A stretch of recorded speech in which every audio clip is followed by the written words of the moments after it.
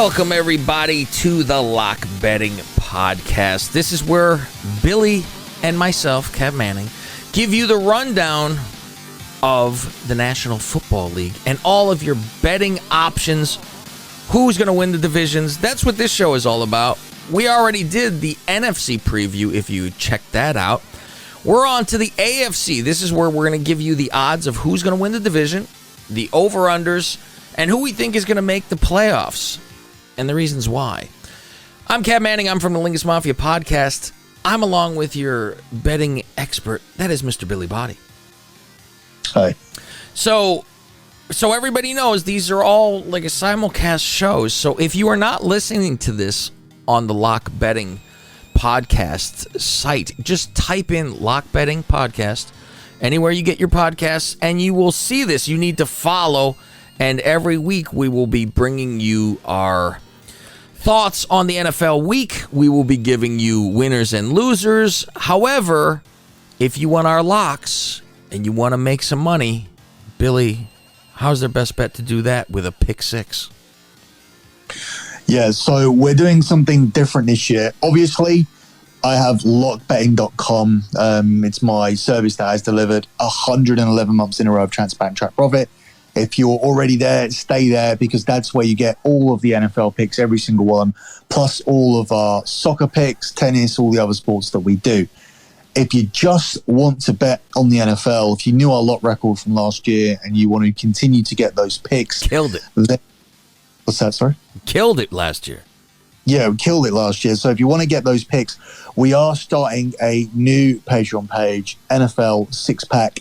And for $60 a month, you will get all of our picks. It's called a six pack because we put out 6 locks per week, 3 from Cav, 3 from me. They are all on the Patreon page. That could be 30 picks in a month if it's a 5-week month, or it could be 24 picks. Either way, it's $2 per pick if it's a 30-week month. If it's a 30 pick, you did this on the last show. if it's a 5-week month, that's going to be more picks. It's going to be 30 picks. That works out to $2 a pick. If it's a 4-week month, 4 weeks in a month, it's slightly more. 24 picks that you're going to get. That's going to be just $2.50 per pick, if my maths is correct. I've not used a calculator for this. So yeah, that is $27.50 cheaper per pick than Doc Sports, from two guys that have a better record every single year than those guys. So they're charging $30 a pick. Plus, if you lose the pick with them, they'll give you your... They tell you, they show you a profit until they'll tell you they'll send you picks till you make a profit. But what they do is that if you lose a pick and then you lose another pick, they'll send you the third pick and they'll say that you made a profit on that pick, so they think that's an overall profit, which they don't think that it's an overall profit. They know what they're con artists. Like a lot of people that do this, a lot of people don't post their spreadsheets on a site, don't post their spreadsheet as the pinned tweet on their Twitter account. Mine is at lockbetting.com. So you can see the pinned tweet, which is my P&L every month. These guys don't know what a profit and loss sheet is. They're just basically just throwing out bets blindly. There is no record. We have a record. We had a record last year. We have individual records. We have a lot records. I have a record of every single bet I've ever done.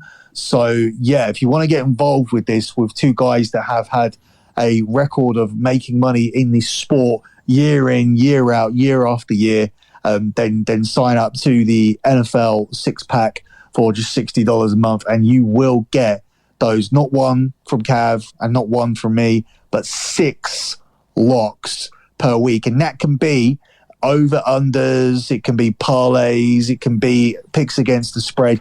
It gives us a lot more that we can do, but we're not going to continue to work for free. We've proven ourselves now, and so now's the time for you guys to put your money where your mouth is, and in return, you will make more money. You know, what's funny is you said those guys who... we'll keep giving you bets until you win, and then we put it on our record. It's like, hey, we're great. That was like, I went to a retarded school once, and the way their grading system, I shit you not, you would turn in your paper, they would mark what was wrong, and then you got to take the paper back and fix the ones that were wrong and turn it in, and then it was your final score. I was like a fucking valedictorian in this fucking school. It was unbelievable. So that's the same kind of a thing. Why were you in that school? Oh, it was a lot of the kids that went there were all behavioral problem kids, and I wasn't a behavioral problem kid. I was I don't do my work. I never would do homework. I just would. My report cards always said distracted easily, and I would just rather do other shit. You sound like Austin. Mm-hmm. Yeah, I would I'd stare out the window, and it was like Weird Al Yankovic in UHF. I would just have an imagination, and I just wouldn't fucking work. So they shipped me off to this other school where it was funny because I remember kids who were disappeared from my school, and you never knew where they went. And it was like it was the Bermuda Triangle because I went there and I found them all. I was like, oh shit, they're all here. So, yeah, it was very interesting. I'll have to tell about it on Dirty Sheets one of these days. Let's get right into it, Billy Boy. We're going through the AFC, giving you the rundown, and we're going to start with the AFC East with the powerhouse team that is supposed to be winning this whole thing. So the experts say, Billy, but give us the rundown of the division odds. Yeah, he's talking about the Buffalo Bills. It's funny, actually, last year when we took the Buffalo Bills to win this division, they were just the 4-6 favorites. So they were still getting to that point where they were considered to be the strongest team in the AFC, and they were gaining that trust. This year they're 1-2. So it's completely clear now. You got to bet 200 to win 100. Last year you had to bet 150 to win 100. So they're that much better, despite actually having a bit of a failure last season by going out when they did. The Dolphins are 5-1. The Patriots are 5-1, and the Jets are perennially last at 12-1. So here is the over-unders. The Bills last year were 11 wins. They are now 11.5. Miami Dolphins were 9. They've dropped. They got Tyreek, and they've dropped to 8.5. Patriots were 10. They have now dropped to 8.5.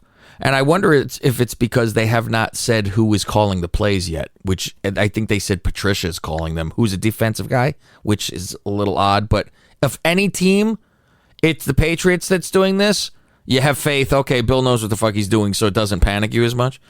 And the Jets, who won 4 whole games last year, and then it looked like Wilson blew his knee out on the field, and most likely is starting still now week 1. It was just a sprain. They are favored to go 5.5. So, Billy, Bills, 11.5 over-under. It's tough, isn't it? Because you want to find reasons to just not go with this crowd. Because I always say to you, like bookies and betting shops, bookies, they don't give away their money for free. Like they're not rich because they let you bet on the obvious and make money off it. Mm-hmm. But it's difficult to see how they don't get here this time. They're one of the best teams in the NFL without doubt. Yeah. Josh Allen. He should be MVP where do you rank him? Oh, I'm ranking him very high. For your just quarterbacks overall. Between both divisions or just AFC? Just both. Just generally, where do you think he is? Oh my God! I mean, okay, so you have Rodgers and Tom. I would assume they're ahead. You would have Mahomes, who's ahead, and then would you do Burrow or Allen? I'd rather have Burrow. If I had Burrow on a good team, you saw what he did with the fucking Bengals. So, is he 5th? Here's the thing, we don't know, and that's why it's not. Nobody's going to go, oh yeah, Josh Allen. He's it's Brady. It's Brady. No. It's Rodgers. It's Allen. It's not. You get it. It's not there. It's It doesn't roll off the tongue. Even I'm more comfortable saying Wilson, to be honest. Than I. Oh yeah. The other Wilson, not Zach Wilson. No, Russell Wilson. Yeah. I'm more comfortable like just throwing him into the conversation. He offers you something different. So, as I said, like they're unquestionably like one of the best teams in the NFL. So you have to nitpick really if you don't want to get them to get to this total. When the part of the nitpicking is how good is Josh Allen. The other part of the nitpicking is, do you want to be on this with everybody else in the world? And also, if you look at it last year was a year where it was all set up perfectly for them because they had the easiest schedule in the league per DVOA. Mm-hmm. But they won 11 games last year. I remember I took the 10.5 win total on them, and at one point I needed them to win every single game, which they did. But like they put in bad performances against the Steelers, the Colts, and the Jaguars. And you're saying that they need to be immune to that this year because they can't have those bad performances with this tougher schedule that they've got. Their schedule has got much tougher. So you're telling me that I need to take them here to get a higher win total than last year, where their schedule was easier and things were more set up for them to do better. If I look through the schedule here, and I'm looking for the losses, you're looking at that week 1 game. Yeah. We gave that to the Rams just about. I gave it to the Rams when I was going through the Rams game, so I'm not going to change here. So that could be the loss that they start with. They then at home to Tennessee. They then travel to Miami and Baltimore. Like Baltimore's not going to be easy to go to. They then play Pittsburgh. They then travel to Kansas, which they could lose to. They're then at home to Green Bay. They travel to the Jets, home to Minnesota, home to Cleveland. Then they travel to Detroit. They travel to New England. That could be a loss, maybe. Then they are home to the Jets, home to Miami, at Chicago, at Cincinnati, at New England. It's not that hard to schedule. Mm-hmm. It's harder than it was last year. But if you're looking for like shoe-in losses, they don't exist here. If you think that they can even win on week 1, then you're looking at a team that could go 17-0 or 16-1 if you really think that they're that good. Yeah. So I'm going to lean the over. I'm not gonna nitpick. I can't actually find the 5 losses. If I say they lose every tough game, then I say they lose away to the Rams, away to Kansas, and that means they're not going to do shit in the playoffs if they lose to every tough team. You go, exactly. What the fuck? Yeah. Away to New England, and maybe even the home game against Green Bay, and maybe even one other home game, and they still get to 12. So I'll take them to go over. Having Von Miller, I think, helps because it's like a guy who's won a couple championships to kind of bring that to the locker room and settle them down a little bit, which is real interesting that he just left the championship team and went to the other one that's going to face them right away. Miami. What did you say? I said over. I think they'll get over 11.5. I think they can get to 12 then. 12, 13. If they're as good as they say they are, they shouldn't have a problem to get to 13. Over under Miami has now dropped to 8.5. This to me comes all down to Tua. I would like to think even me saying over is not that much of confidence because it would say, okay, win 9 again, which is still pretty shitty in the grand scheme of things for a team that has put together. They have a lot of talent over there, and they just got more with Hill. But we have seen the underthrows by Tua and all that. So this is where like the Hurts deal was for me before. I have more faith in Hurts than I do Tua at this point. But yeah, this I'll go over the 8.5, but it's only because I think they can get to 9. Yeah, it's hard to know what to do with this team. This is make it or break it for Tua. He's off this team if they fucking go 9 again. I mean, remember, didn't they lose? They lost the first 7 and then won the next 7? Was that what they did? It was goofy. It was a long-ass losing streak, and then they won as many as they lost. So it was kind of like, well, shit, where was this? But they have that again. Like, the reason I think they'll go under is because I don't like people coming back from that deficit and having to do that again. Obviously, they have a chance to feast the competition through week 12. Then they have 3 straight road games from week 13. but it's the 0-4 start potentially. So you got New England at Baltimore, then Buffalo, and then you're at like the Cincinnati Bengals, who are the reigning AFC champions. Yeah, that could really put them. I mean, they'll just feel down. It's when you kind of go, well, shit. But then they'll have to remember, we went through this last year. They really have to get in their own heads to get out of that, though. But it's a rough hole to climb out, 0-4. Yeah, but then the schedule really like lightens up in the middle. You got Jets, Jets on the road, home to Minnesota, home to Pittsburgh, away to the Lions, away to Chicago, and then you play Cleveland at home, and then it's after the bye week. You come back against Houston, then you go to San Francisco, you go to the Chargers, you go to the Bills, you're at home to Green Bay, then you go to New England. It's too difficult. That's difficult. Like you start with 4 losses possibly, and then you finish like that. It doesn't matter to me what you do in the middle. I think I'll take the under. Yeah, I almost might change that myself.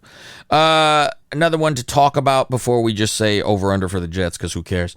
The Patriots, because this is odd that they were very surprising, I thought, last year. Like, we didn't know how Mac Jones was going to be, and he was pretty good.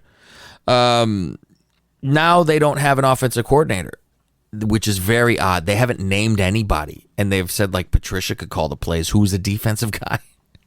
But like I said in the open here is, well, if there's anybody to not, double guess, it would be Belichick.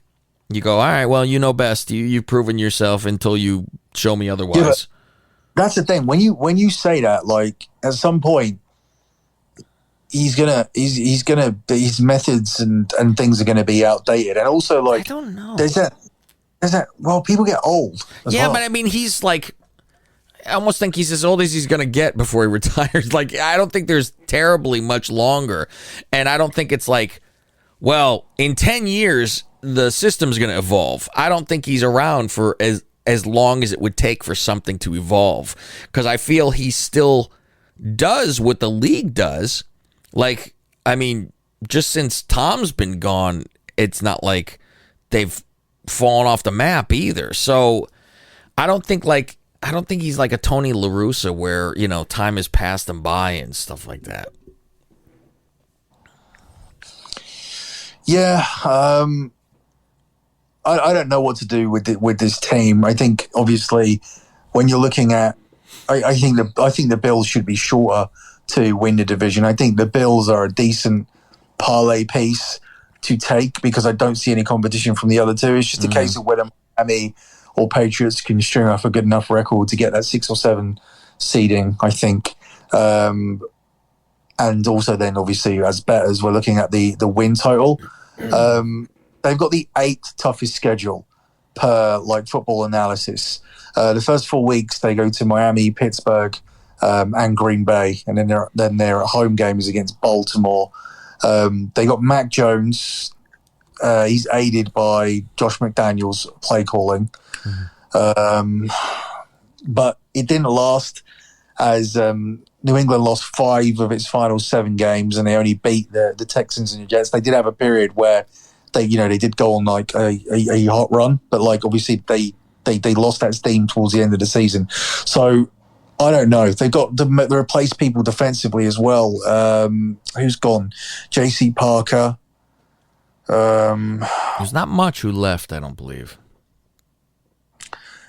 It's weird. Like, does Belichick have his second losing season in 3 years, or does he not? It's like that. That's like where my head's at. Well, I mean, last year wasn't the losing. What was the one before it then? Did they have a losing season the year before it? Yeah, I think so. Did they? I can't even recall. I think it was one of those where it was surprising that they did as well as they did because it was with rookie. And did they get like Cam out of there? Cam was stinking it up. But yeah, to drop to 8.5, I'm like, I feel like it get over 8.5.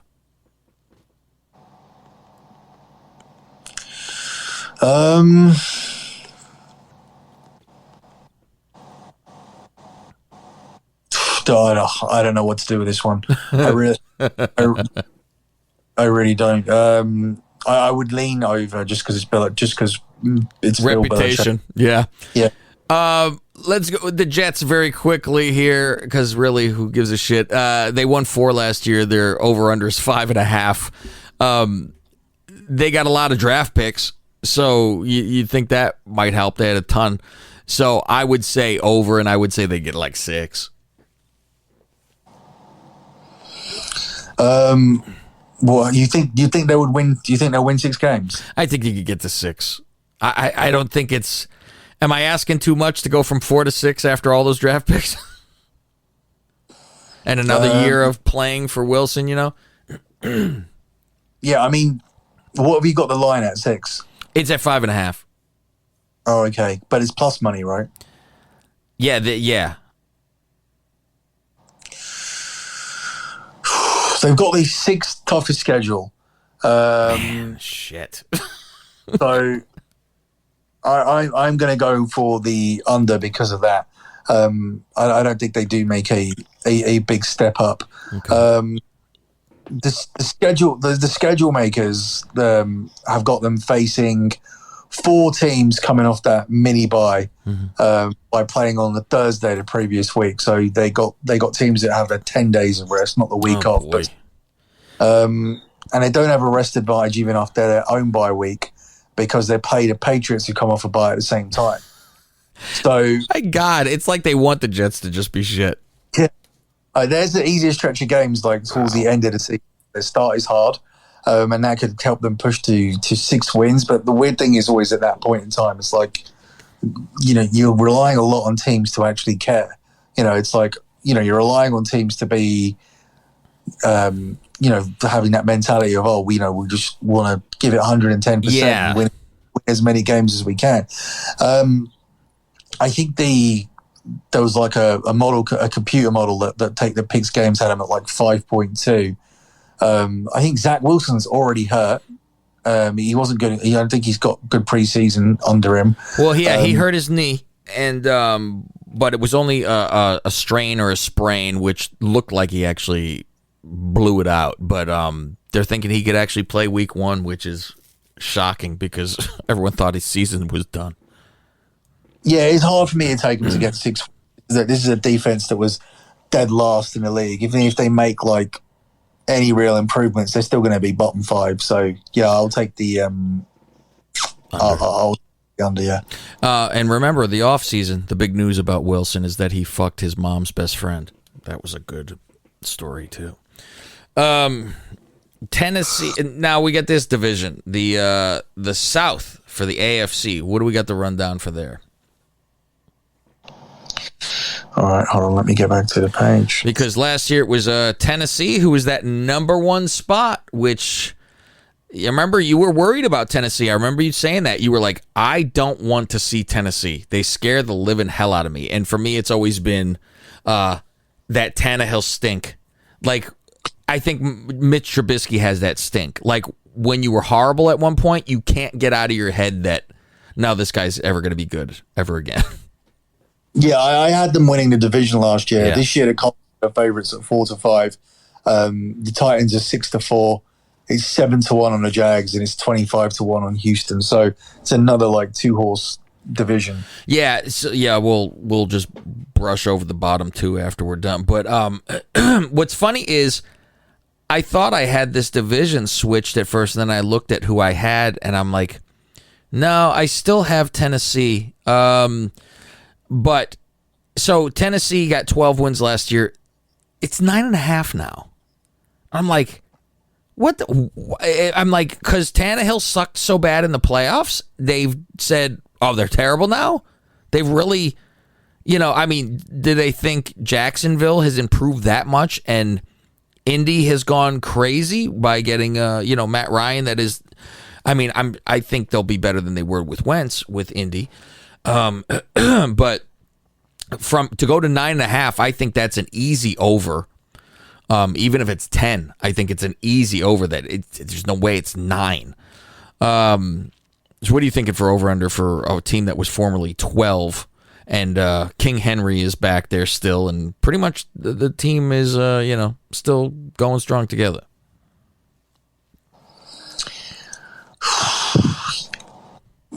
I thought, okay, so I expected to do Colts first because they're the favourite, but the time, yeah. As for the, it was real. I think there'll be some regression. There's got to be some big disappointment from what happened last year.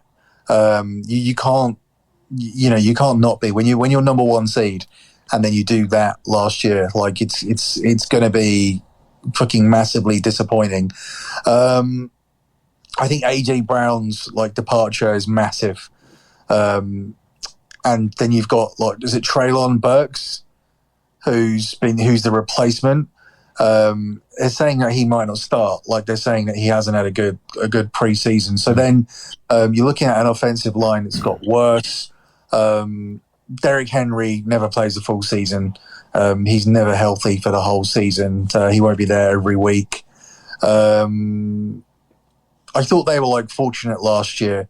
They went 6-1 in those close games, but these are actually specifically ones that were decided by 3 points or fewer. So you got to think that they won't be that good this time. 12th hardest schedule.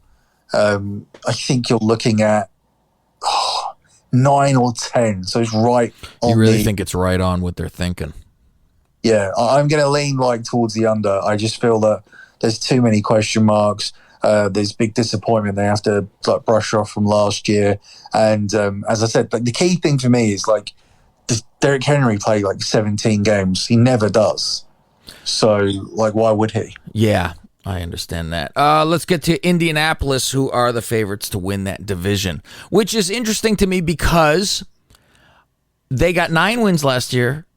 And this year's over-under is 9.5, the same as Tennessee's. So it's they think the two of them are going to go head-to-head and, by percentages or whatever, have Indy win this thing.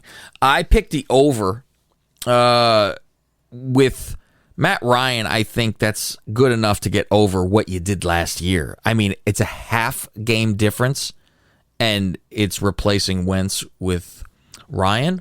I'm going with the over. Yeah, if that's based on the fact that this Matt Ryan is still good.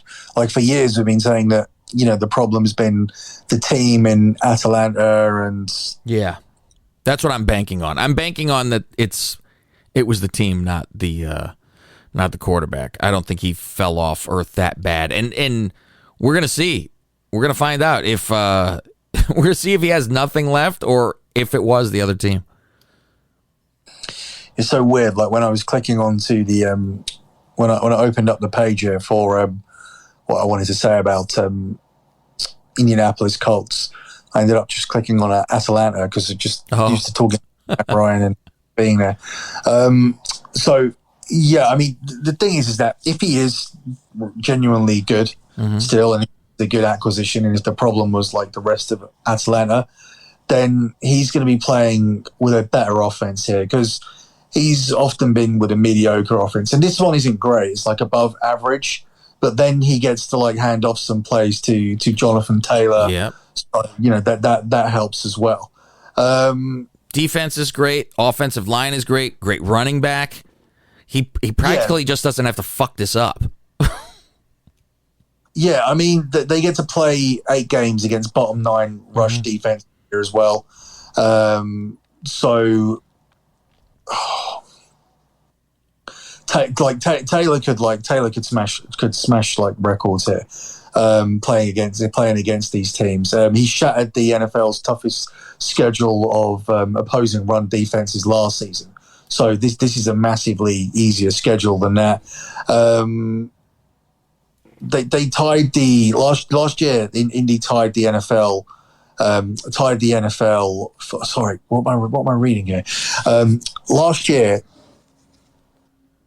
Indy tied for the NFL lead with a plus 14 turnover margin. That's what they're in terrible writing. So I think they'll end up going over, and I think they'll end up winning this division as well. I don't think Carson Wentz was that bad last year, but Matt Ryan, even if he's not great, even if he's not the Matt Ryan that got to the the Super Bowl with Atlanta. He's still an upgrade on Wentz. I don't think he has to do all the heavy lifting here. I think that will come as a relief. I mean, we saw what happened with Stafford going to the Rams, going from being the Matt Stafford show in Detroit and having all that trash around him, and he elevated being in that situation last year. So yeah, I don't think it'll be quite similar. Like, I'm not saying they're gonna win. Not that crazy, right? Yeah. Anything, but yeah, I do think that they will benefit from the Titans taking a step back, which will help them probably win the division with a low total, like 10, 11. I think this is that one where you were saying, what's your best bet in this division? I think that's the best bet in this division, that they're going over 9.5. Okay. Jacksonville and Houston.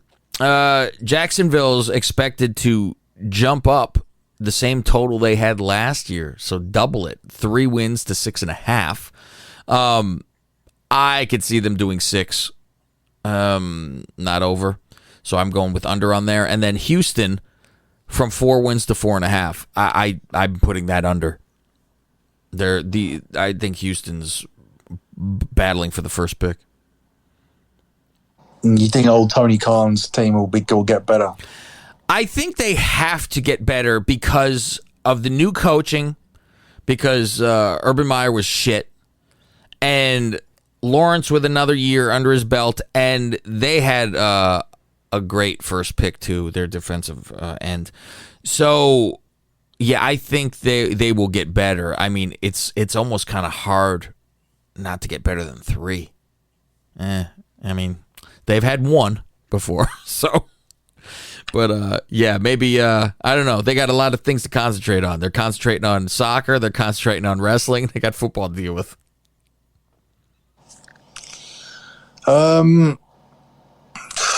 Yeah, I can never take knowing it's weird because, like, a lot of these football fans, like, they don't really know their whole wrestling angle and all that side of things, and probably don't know what their owner's going out there and doing.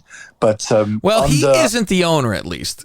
He's helping run shit, which is like, I mean, it's his daddy's thing, so of course he has a job doing something, but who knows if he knows anything about football. It's like, hey, the bottom line is the problems are like worse than like Urban Meyer.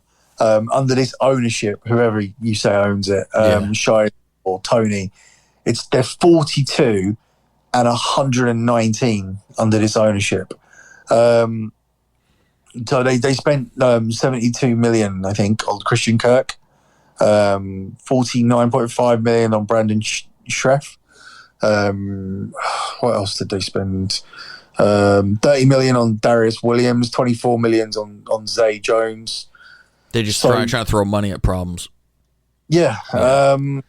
If Trevor Lawrence he has a better year, cuts down his mistakes, then they could potentially get to maybe 7. But that's a lot of like what ifs to me. I won't back. I won't back this Jags team to do anything. Okay, so they're under. What about the Houston 4.5? What do you think? But the only thing I will back them on is a side bet here. I do think they'll get over 2.5 wins in their own division, which is a separate bet that I found. Even like when they've been really shit, they've been able to split with the Colts. Yeah, they bite the fucking Colts in the ass. It's unbelievable. Yeah, so I mean, they got the chance to win against the Colts. Obviously, they could split with the Titans. You could see them sweeping the Texans. So yeah, I'll take the over 2.5 with 2 wins over the Texans. That's pretty good. Hope that they can bite one of the other 2 in those 4 games. Wow, that's a good bet. I think that's worth doing. Okay. And Houston, you saying under 4.5 though, or over? Yeah, no, still under 4.5. Okay. That I got that last year, but I think it just about won because they started to win at the end. Oh, Houston. Yeah. Yeah. What's funny is with that Jacksonville thing, like you're saying with Indy, last year I won the Survivor pool, right, and went all the way through, and then played people who got 2 picks and still went all the way through and won. But the year before, I was out week 1, and why was that? because I picked the Colts over Jacksonville, and it was the only game Jacksonville won that year. I'm like, you've got to be kidding. They have their number. They stopped Indy from getting in the playoffs last year. So it was like I had a bet on that Pittsburgh wouldn't make the playoffs last year, and it came down to all I needed was Indianapolis to beat the Jacksonville Jaguars, and they lost to them. I could not believe that. Let's go to the North in the AFC. What do you got? Who should be winning this division? All of a sudden, Cincy, who we were making fun of last year, goes to the AFC Championship and goes to the Super Bowl. Are they the favorites to win this? What's going on? Hold on, I'm just waiting for my page to go back to that. So the AFC South. I'm trying to get out of the AFC South. So, I mean, I would have figured. There we go. We're back in. Baltimore Ravens favorites are 11-8. The Bengals at 2-1. The Browns at 4-1, and the Steelers at 7-1. Okay, boy, Baltimore, who was 8 wins last year, are now at 10.5. Then you have Cincinnati, who had 10, now are at 9.5. Cleveland, 8 wins last year, now 8.5. And Pittsburgh, who had 9 wins last year, are now at 7.5. Baltimore, I would say it's under 10.5 because I'm thinking it is 10. It's going to be a very, let's wait and see almost with Baltimore because of the whole, Lamar's got to play for his contract, one of these things again. And he was injured a lot last year too, so that didn't help the cause. I think they're a lot better than they were obviously last year. So, but saying that, I will still say they do not get to 11. What do you think? Yeah, I think that's too much for the Baltimore Ravens. They always find a way to lose stupid games, and I don't think this year is going to be that different. Mm-hmm. Saying that, so I got their total. What did you have it at? It is 10.5 here, and I think they get to 10. So I put it under. Yeah, so do I. So I've got it at over 9.5. Which I sometimes like. So you would do over, I would do under. Yeah, it's weird because with a different total. I don't know what I would do at 10.5 because I think I have them very close between 10 and 11. I'll have to take a second look at the schedule. But they had a late season collapse last year. There's a benefit of that because a 2022 fourth place schedule that includes Jets, Jags, Giants, Falcons, Panthers. With better health, Harbaugh is going to have obviously his 11th winning record in 15 years because this team have struggled with being healthy. I think it's a bounce back season for Lamar as well. He's got bigger. Apparently, from what I'm reading, it's not affected his speed. There's data coming out about him tightening up his throwing mechanics. They've added Morgan Moses. They've also had a good draft as well. So they brought in safety Kyle Hamilton, center Tyler Linderbaum, linebacker David Ojabu, defensive tackle Travis Jones. So I don't know. They're positioned to win the division. It's justifiable that they're the favourites to do it. Every makes the playoff, so I think that there'll be a 10-win team that make it there. But that's all I have them at. So for the win title, it's difficult. I'm going to go over my 9.5 and then pass on your 10.5 because I have them at exactly 10. I think their computerized projection for that computer I was talking about was 10, 6, and 1. So that one tie for some reason is there, but it doesn't help either. So remember when McNabb he started lifting weights and he got bigger and then he couldn't throw the fucking ball. So you hope Lamar is still like sleek to a point to be able to throw. That's the biggest problem. So, okay, you're taking, we don't kind of know because you have a different over-under than I do. So, going on to Cincinnati, they won 10. They are now at 9.5. Do they have that regression? Is this like oh shit, we accidentally went to the Super Bowl and they had no business going? Because I remember we were kind of talking about it. They were up as well. They should have won. Yeah, which is odd because I remember like you texted me going, this is a boring Super Bowl, or this sucks. I don't care about it. And it did have that weird feel almost like I was rooting for the Bengals because it was like they kind of weren't supposed to be there. But at the same time, that kind of takes away from things when you're like, I want a heavy hitter in there that's supposed to have a chance to win this thing. And you almost felt like Cincinnati just didn't have a chance. Every game they played, you felt like they weren't having a chance. So, to me, they have that on them to where they're like, do people hold this still against them? Because they're at 9.5. They won 10 last year. I have them at an over here to get at least to 10 again. Because they did bolster their line, which was the biggest problem for them. And they did it last year with a shit line, so, you know.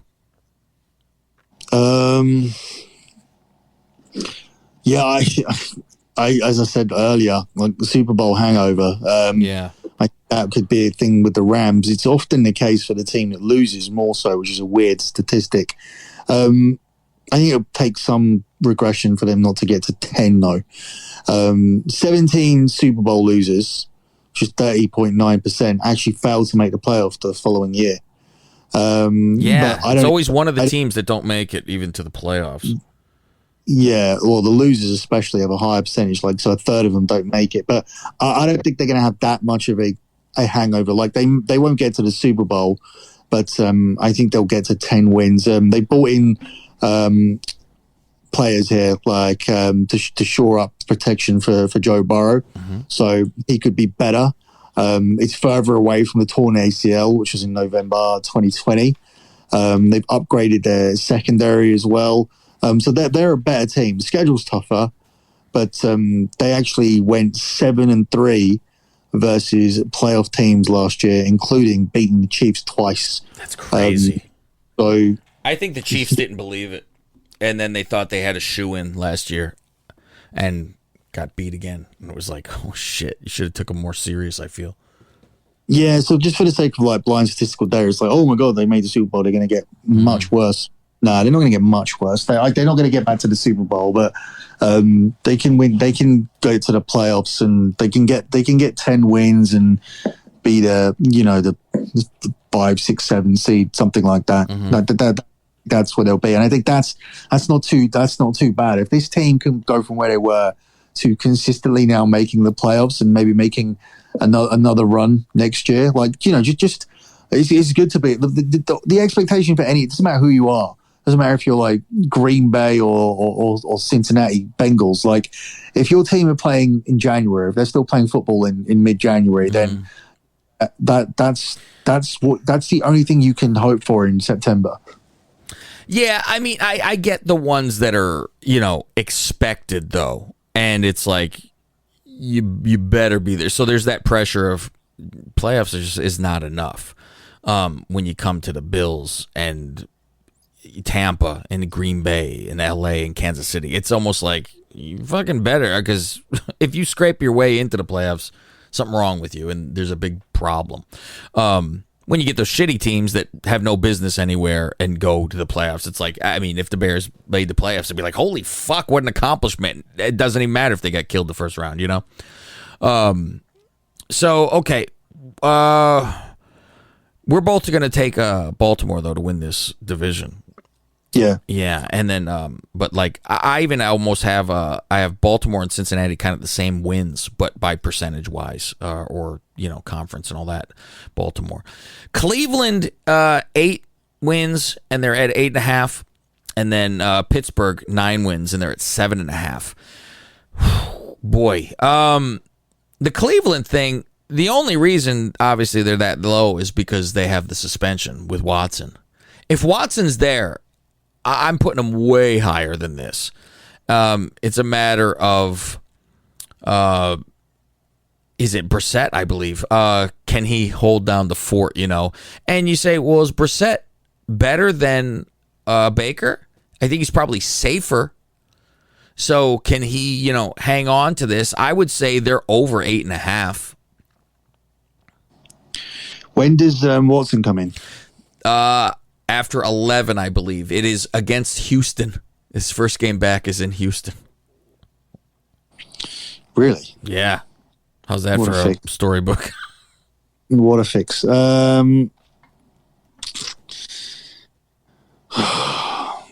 This is a team where for years I looked at like the players that they've had and been like, why are they not like in a conversation to win the Super Bowl?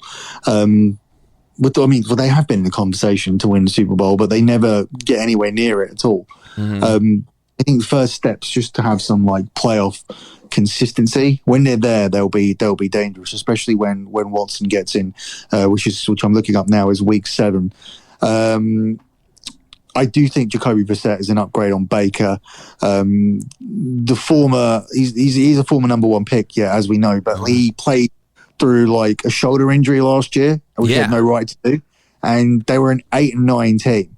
So they've got a running game. They're going to dominate teams with that anyway.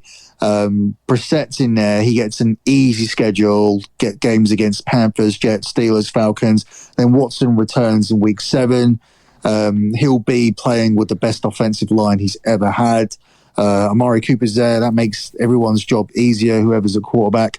And this division is tough, but I think they'll get to over 9.5 wins. That's actually the underdog price. So actually, they must just be priced at 9, right? So you get a push. You get a push in. I have them at 8.5. Oh my god! Yeah. That's why I'm like, come on. So that's why I got them at 9, or one place had them at 9.5, but it was plus money. So when I came off the plus money, they were at 9, but 8.5. Yeah, definitely. Yeah, Brissett will win some of those. So some of those games, they're easy. Yeah. Have you seen them?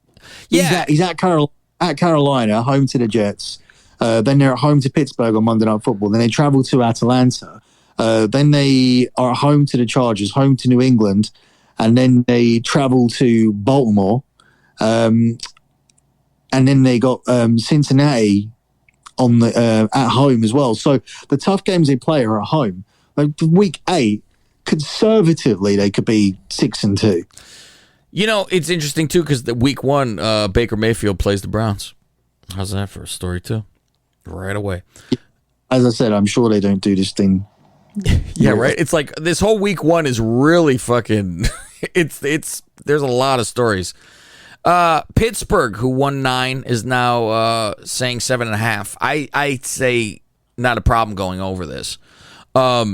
People see Mitch, and like I said, he's got the stink, right? I've seen preseason where he looks a lot better, and I said this is the difference. He is with a coach who wins games, knows what the fuck they're doing. This organization knows what the fuck they're doing. He was named the starter, and he's named captain. He's always liked. That's never been the problem for him. He's liked by his teammates. We could all be liked. Doesn't mean we could throw a fucking ball. But I've always said it was more the coach than it was Mitch. Not saying Mitch was he'd be the greatest otherwise, but I sincerely believe it was way more coach than it was him, and you're gonna see a capable. I don't say great. I say above average, and I say capable. But I think that he clearly can outplay this with a full team around him like that in an organization. I got no problem with it. So what's the pick? 8.5. It's 7.5. So I'm saying they'll at least go above that. Oh, you've seen Mitch on the shit side too much. Yeah, I'm going to go under. I think he is shit. Wow. And also at the same time, like everybody in this division Actually, do you know what? I'm going to go over because I think I've read a stat that Tomlin's never had a losing season. Never had a losing season. Okay, I'm going to go with Tomlin. I don't know how. I know, right? I don't know how they're going to do this, but I think that's the strongest data that we have to go on. And also, like, would Mitch really be there if Tomlin thought, like, if Tomlin was thinking, oh, this guy's absolutely shit? No, he would give himself. I mean, he's been without Ben before. When Roethlisberger was there, he got injured now and then, and he was able to bring in other people. And with a week or two's coaching, they were manageable. And they got Pickett now too, who's going to be their future supposedly. If this guy has a whole off season and he's been chosen as the number one quarterback and he guides them to a losing season, he is fucking shit. He should quit. Like, you probably won't be able to get away with him because I know you'll be watching the XFL, which he'll be playing it. Like, he's got a 2-year contract, so yeah, he could sit down and collect the money. All right, so he won't be in the first Not next year. Yeah, well, they could cut him, and he could be. So right. I don't know if it's like WCW where he still gets his contract if he plays somewhere else. Okay, so we're both taken out of this division, though. Well, we'll get to that after we're done with this, and we'll say who we're getting in the playoffs. Now it is the AFC West, which this, and I see why like totals are low here, kind of, because it's going to be the first seed is not coming out of this because it's let's all beat the shit out of each other. What are the? This is the one that I was. This is rough. Not forward to getting to. So Chiefs are favourites 6-4. Chargers are second favourites at 2-1. Denver, who were a lot closer than this a few weeks ago, are now out to 3-1, and even the Raiders are 6-1, so they're not even that far out either. You know, it's interesting to me. I think it's very disrespectful. Like you said last year, you said this is fucking disrespectful to the Seattle Seahawks. I find this fucking disrespectful to the Vegas Raiders. I'm jumping down the fucking hill here. Let's go from top to bottom then, because I'm going to put you out of order. Kansas City got 12 last year. They are now down to 10.5. And I don't think they're like insulting them by doing it really, but it's because everybody else got that much better. But I still have them at over. Yeah, I won't bet this under until I actually see that. Show me. The Chargers and the Broncos are good. Chargers, they've been decent at times and lost. You know, they can't get their shit together almost. Like they should be better than they are. They're like Tottenham in soccer. Like they'll beat. You know, last year there's a soccer team called Tottenham Hotspur. They didn't lose. You know, because we have a league here, 3-point win or whatever. That's how we do it. So they didn't lose to the top two in the league. In fact, they beat the team that won the Premier League. They beat them twice. So if this was like a Super Bowl format, it would be like the fucking number 6 seed and who beat the Super Bowl winner. But we don't have that because all that win was worth was 3 points, and they beat them twice. Wow. So that's what they're like. And then they'll lose to like fucking shitty teams, which is the reason why they don't have enough points to challenge for the league. And that's what the Chargers like remind me of. So until I see it, as for the Broncos, like this is like a brand new team. So you really play need down to their opponents. So the Chiefs like face the toughest schedule. They're going to have like some injury luck because last year they got through the season as the healthiest team in the league. I don't think they're going to replace Matthew and Ingram. And then the offense are obviously going to miss Tyreek Hill's like game-changing plays and whatnot. It's scary to bet against Andy Reid and Patrick Mahomes, so I won't. Reid has a 0.710 win percentage in his 9 years in charge of the Chiefs. And since Mahomes has got there, he has been 12-4, 12-4, 14-2, and 12-5. Jesus. And now you want me to say that he's going to get 10 and something? No, I'm not going to. I think I'll stick with what's always happened. He had his kneecap fucking removed or out of place and still didn't fucking drop down to 10. San Diego, which we still call San Diego. We're not just idiots. We know. We talked about them. I know the schedule, and I know the schedule's not fixed. I don't understand it. Like, I don't understand. I asked the other day, like, because I went to Nashville for the wrestling, right? And it was just full of fucking women. It's like 75% women on the fucking streets there. And I was like, fucking hell, I can't go into any bars because of my kid. So I was like, when are the fucking Packers coming here? And someone on Twitter was like, oh, we played them this season. Like, they're coming to Lambeau. I was like, that's not why I fucking asked. I was like, I don't care about, I don't want to see Green Bay, Tennessee, because it's some marquee ambition of mine to see that game. Like, I want to go to fucking Tennessee. Like, if I'm going there, like, I can see any game, fine, but I can look at Tennessee's schedule now and find an excuse to go back. But I would prefer it. Everybody moves there. Everyone, that's like a place. Everybody goes to Tennessee. Right.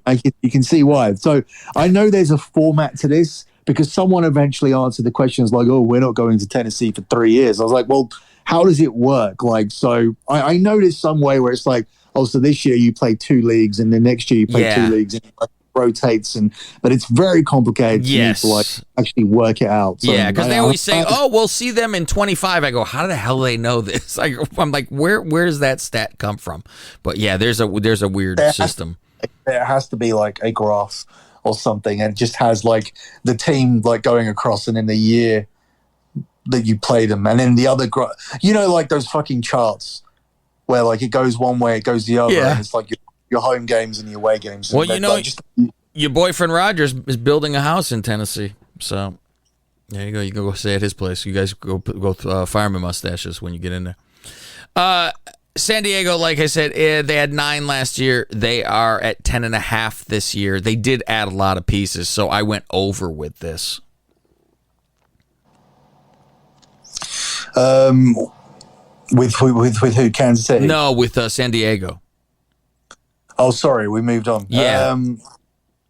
So they're at 10. So they're at 10.5. 10.5. So a game and a half more, and they got a lot of guys though. They did add quite a bit. I mean, they got Mac in there too, but they got quite a few guys to make the defense better, to keep some leads.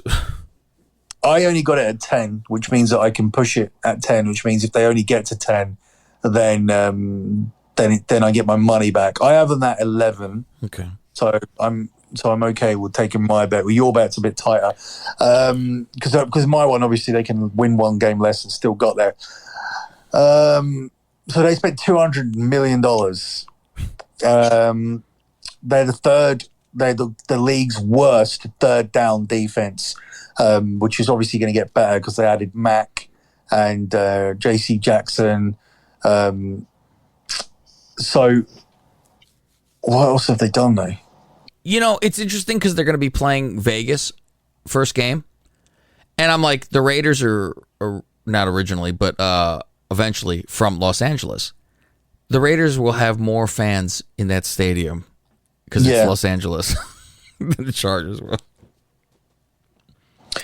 All right, so I'm looking at some of the other players that they've run, that they've added as I'm running through the list. So, yeah, I mean, the main takeaway from this is AFC West brutal for everybody. It could be like people could be going like 1-on-1 against each other, and that's not really what you want when you're looking for high seeding. So no one out of here is coming out as 1 or 2, I don't think, which is rough because the Chiefs have been used to that, being able to play games at home, but they get themselves padded out by playing the Falcons, the Jaguars, the Texans, the Seahawks, and the Browns before Deshaun Watson comes in. Mm-hmm. So I think that 10-7 is the worst. I got them at 11-6, which is enough to win your play. The flat 10, as I said, gives me the protection. If they don't get to 11, I get my money back, and you would lose on a 10.5 line.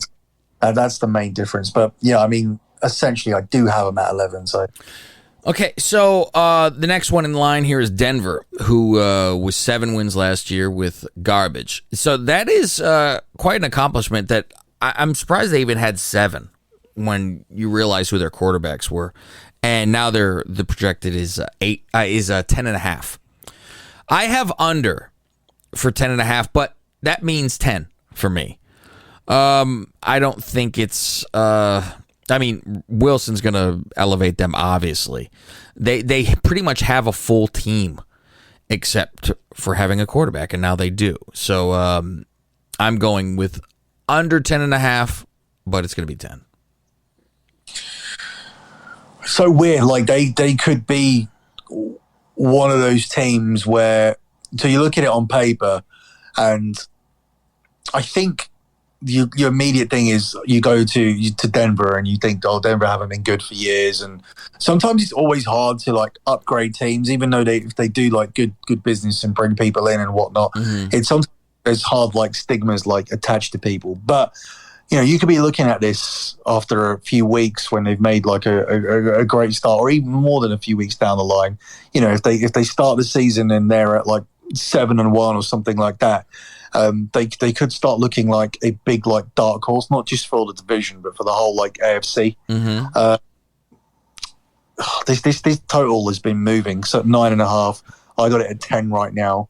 You got it at 10.5. The problem, like we said, they're going to beat the shit out of each other. That's why these totals aren't going to be like, oh look, they weren't good, they got 10. It's shit. Any other division. But this is moving up, so there is support here for Denver, which is for them to win the division has moved the other way, but their win totals moved a different way, so that doesn't make much sense. But I mean, statistically, what I know here is that last year they outscored their opponents. They didn't get to the playoffs, but they were averaging only 19.7 points, but they only allow 18.9. So getting Russell Wilson into an offense that was only averaging 20 points and still. They had a positive point differential last year. So, they scored 19.7 and they only allowed 18.9. If they continue to only allow 18.9 with Russell Wilson there in this offense, then they're going to get, like, much, much better immediately. Not to mention, like, all the other weapons here, like, with Javonte Williams, Courtland Sutton, Tim Patrick. So this is going to be a much better team. If they continue to hold up, like, one side of it, if one side of the team continues to do what they did, the other side of the team automatically improve. Like Russell Wilson will improve this point average by at least 4.5 points. So I think that's massive. Yeah, I think this team will go over this total, and I think they could. I'd rather bet on them to win the division than the Chargers. Okay. And last in the lineup for the odds was Vegas, who had 10 wins last year, and now they've downgraded them to 8.5. Like we said, probably because of the division getting harder. But they got Devontae Adams, who's boyfriends with Carr. This is the one that I said was the disrespectful one. And I'm like, I got no problem saying over 8.5 for this. I get that their problem is the defense. Like, they will score a lot, and so if you score 50 and lose 52-50, it's one of these things. So that's their problem, but I think their offense is going to be good. And they got McDaniels as their coach now, who knows how to run a quarterback team and an offense. And with that toy out there to play with, I think they will clearly get over 8.5. Yeah, I'm on the fence with this one. I found a play though that was really good. So first of all, like before I move on to that one, I've got them under 8.5. I think the division's too hard. I think I can see them maybe going 1-5 in their own division. I think they're lucky to have 10 wins last year, actually. When we're talking about Denver having a positive point differential, just about, they had a minus, this team had a minus 65 point differential and played more like a 7-win team statistically. And just to put that into perspective, Denver was a 13-plus point differential. So that's the difference. They've added Devontae Adams and Chandler Jones. That'll improve their team, but like the tougher schedule doesn't make 9 wins very likely. So I'm going to go for the under. Tougher schedule, and this division got better as well. But my best bet here is a prop bet. Hunter Renfrow, who was really good last year. I want to go for him to get under 77.5 receptions. Now, obviously, this has been upgraded. Was good last year. He got 103 passes because Carr kept throwing to him. He ain't going to throw to him now. Unless he's always covered and then he's got this guy as his outlet all the time. Get it that way. Yeah. I mean, they're getting Darren Waller back as well. So there's one guy coming back. There's Adams coming in. Adams drew the second most targets in the NFL last season, and Waller was the second most targeted tight end on a game per basis.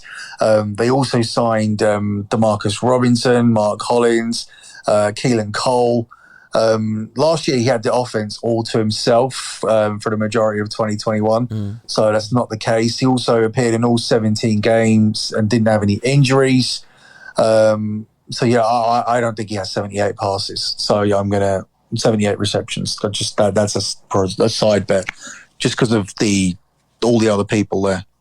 Okay, so going through who is making the playoffs now. We know your division winners are Bills, Indy, Baltimore, and KC. Who's your number one, though? All the favorites there. Your number one seat. My number one seed. So sorry, I had Bills, KC, Baltimore, and who's the other one? Colts. And Indy, yeah. Those are your division winners. KC and the Colts are either way around will be 3 and 4. So then it leaves the Ravens and the Bills. I'm going to take the Buffalo Bills. Okay, I think that they will somewhat live up to the hype in the regular season. So now give me your wild cards. Okay, so 3 of them. Strangely. Fucking hell, this is much harder than the other one because it's a stacked NFC is dead. AFC's fucking stacked. So a real good team ain't making it on this fucking side. Okay, first one I'm going to take might surprise you. I'm going to take the Denver Broncos first. Okay, gotcha. Not necessarily as the 5, but just to be just any order. I mean, this really does make it very clear, like how Miami and the Patriots probably won't pose much of a challenge here. I think the Bengals get back there again. It's difficult for me to see them making it to the Super Bowl and not getting back there. And then obviously just going down that blind route of just going, Super Bowl hangover or whatever. I'm just not now sure between the Chargers or the Browns. Browns. Chargers always find a way to fuck this up. But you get 3. You get 3 picks. I've made 3, and I didn't I go Broncos, Browns. You did Broncos, Browns. Did you say Cincy though? Did you say Cincy gets in? Yeah. You're not sure about it. Okay, Cincy. Yeah, no. That's it. Yeah, that was what I was missing. Okay, mine. Bills are the number 1 seat, and getting in the playoffs. And I had Jesus, I eliminated Tennessee. Yeah, I have Tennessee in. Okay. So I have as my division here. I have Buffalo, Indy, Baltimore, Kansas City, and then getting in the playoffs is Cincinnati, Tennessee, and Las Vegas. Oh, we're totally different. Las Vegas. I have the Raiders. I said like you were with Seattle last year. This is how I am with Vegas. I'm like, how dare they? They made the playoffs this last year, and now they have a better coach.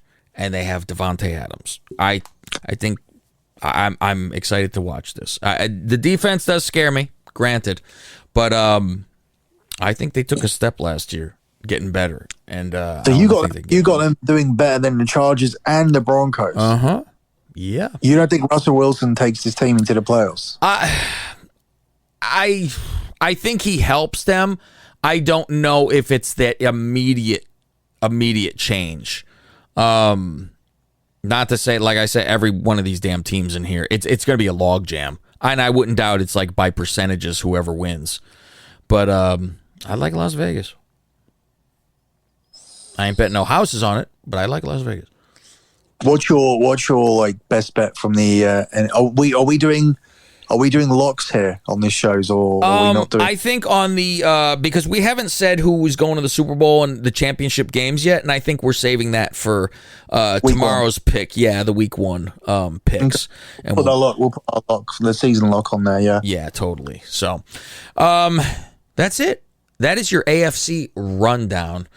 Getting geared up for the game starting tomorrow. And we're going to have tomorrow on the feed at Lock Betting. That's all you got to look for, Lock Betting Podcast, and you will find this show, because this is, like we said, simulcast on multiple platforms. So look for that, and you will also get your picks, and we're going to do against the spread. But if you want to know our locks, our pick sixes, where are we going for that, Billy? Yep. So just go to our NFL 6-pack. There will be a link posted in the description for tomorrow's show. So it'll be a link on tomorrow's show. We're going to be setting all that up this evening, and by tomorrow there'll be a link on the description of tomorrow's show. So if you're not familiar with Patreon, click on that. So we will be doing our locks on there. So we're going to have 3 locks each now. And what you'll get on the show instead, so if you're thinking, oh, where's my free pick gone or whatever, I don't want to pay for anything. Well, you should. But we're still going to give you something new, which is going to be our consensus 2-team teaser. So we're going to give one half each of the consensus teaser. That's what we're going to be doing instead this year. It's going to be a 6-point teaser.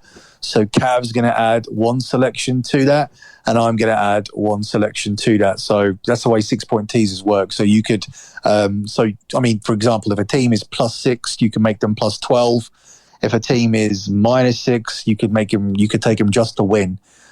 So by the time you do that, you take the 6 points or add the 6 points.